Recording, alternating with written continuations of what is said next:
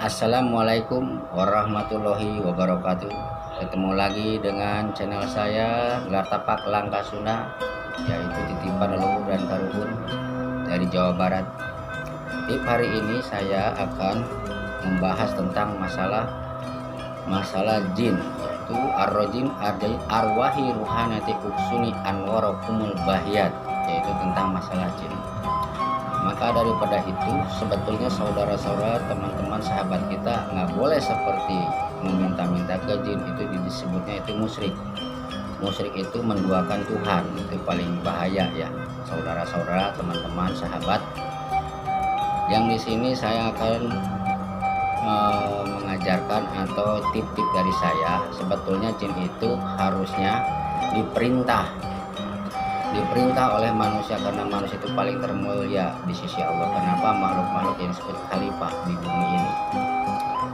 Yang pertama-tama kita itu membuka bahasanya itu, yaitu kita harus mempelajari surat An-Nas. Di situ ada yuwas bisyuk isurinas minal jinati wanas.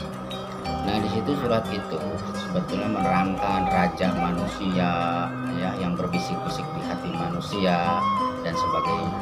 Di situ ada semua. Nah, setelah itu baru baca sholawat Nabi Sulaiman. Sholawatu Sulaimana ila insi wal jinsi bijamia ila makhluk inajiladi robbal alamin. Itu semua bangsa-bangsa makhluk gaib termasuk jin itu tunduk kepada Nabi Sulaiman. Ya, sama Allah dikasih derajat, dikasih seperti mukjizat ataupun dikasih dibedakan dengan nabi-nabi yang lain. Maka dari itu saya ingin memperlihatkan atau mengajak bersama-sama belajar masalah jin-jin yang di bumi ini. Yang pertama ada jin seperti jin lautan ataupun jin penunggu di hutan atau di gunung atau jin di kota-kota. Kalau jin di kota-kota seperti di kampung, di desa, di pelosokan, itu sama hanya dengan kita.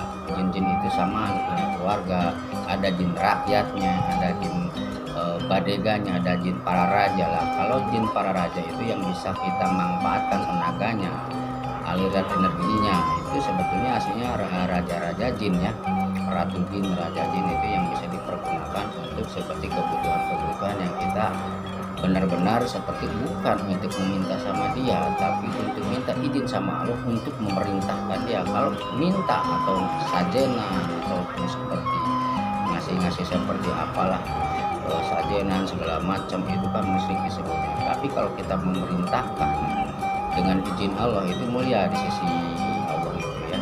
Jadi sebetulnya aslinya nggak usah seperti kita meminta-minta sama jin. Yang ada hanyalah seperti kekuatan memerintah al-jabar.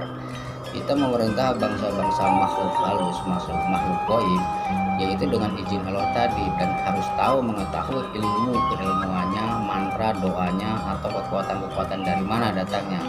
Contohnya dari surat An-Nas bisa diambil, ataupun dengan sholawat Sulaiman, Nabi Sulaiman, atau dengan mantra yang lain ya, khusus tentang masalah memerintahkan bahasanya, memerintahkan jin itu. Jin yang untuk seperti penunggu, penjaga kebun, rumah, tanaman, bengkel, warung, itu bisa disuruh menunggu. Dan menunggu itu ternyata ya semua juga bahasanya menggerakkan, memperkerjakan makhluk gaib ya, dengan kekuatan di barokah al-fatihah tadi.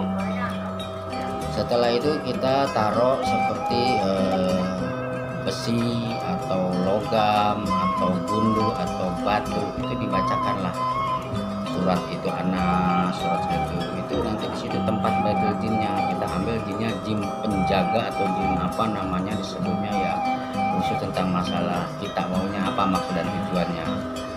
Jin seperti jin penjaga rumah, atau seperti jin ibaratnya untuk melindungi dari santet, melindungi dari segala macam, menjaga lah sebelum kita kena, dia dulu yang berhadapan dengan gaib yang lain. Makanya itu di situ diterangkan, setelah kita mengenali jin itu dari mana sumber aslinya. Jin itu zatnya itu dari api. Api itu yang disebut kuhu geni. Kuhu geni itu ada di dalam manusia sendiri, makanya dia tunduk kepada manusia. disebutkan di situ ada 4 unsur, yaitu api, geni, api, air, bumi, dan angin. Nah, kita ambil dari unsur geni. Geni itu kan api, hawa nafsu kita yang kita bisa, namanya itu bisa memerintah dengan darah ruh kita sendiri, yaitu di api. Api itulah disebutnya asal muasal zat cikal bakalan jin ya. Jadi kalau orang yang bisa menemukan ilmu mantra atau bahasanya ilmu leluhur, yaitu ilmu geni, ya berarti dia itu harus bisa menemukan para jin. Itu bisa jin kober, anaknya jin kober disebutnya itu disebut jin Banaspati lah, yang sekarang udah rame-ramenya lah, dipakai inilah pakai itulah. Di situ kita harus mengetahui, mengenali bagaimana sih jin itu bisa tahu dan nurut sama kita, ataupun kita juga mengetahui maksudnya gimana nih si jin ini. Oh, ini pakai kekuatannya ini Al-Jabar, atau pakai menggunakannya seperti di surat Anas, Falaq bisa, ataupun lebih hebat lagi pakai ayat kursi untuk menundukkannya dulu ya. Kita tundukkan baru kita perintah. Setelah tunduk itu para jin, ratu-ratu jin, raja-raja jin dengan kekuatan izin Allah, baru kita bisa memerintahkan makhluk-makhluk itu ya. Seperti contoh ada masalah, ada musibah segala macam, kita perintahkan ini Allah. Jadi kita harus seperti kita punya gala, ada mangga, ada buah, nggak bisa kita naik manjat ya, pakai gala lah, ditarik dengan alat jalan sebab pelantar itu. Nah, kalau kita juga sama di pergaiban kemanusiaan, kita tuh nggak bisa tuh melampaui gitu tuh, yaitu pakai menggunakan para jin ya. Nah, cukup dari saya sekian. Untuk semuanya tolong dibantu di subscribe ya, untuk semua teman-teman saudara, bahasanya semua dari aliran-aliran semua, sebangsa, seiman dan seislam. Mudah-mudahan kita ini panjang umur, berkah selamat ya, dengan mengetahui, mengenali leluhur ilmu-ilmu dari seperti dari Jawa Barat ataupun Jawa Timur ataupun dari manapun pelosok itulah. Kalau terbaik, terbagus, bermanfaat, bisa kita ambil manfaatnya untuk seperti kebutuhan-kebutuhan zaman sekarang ini, teknologi ya.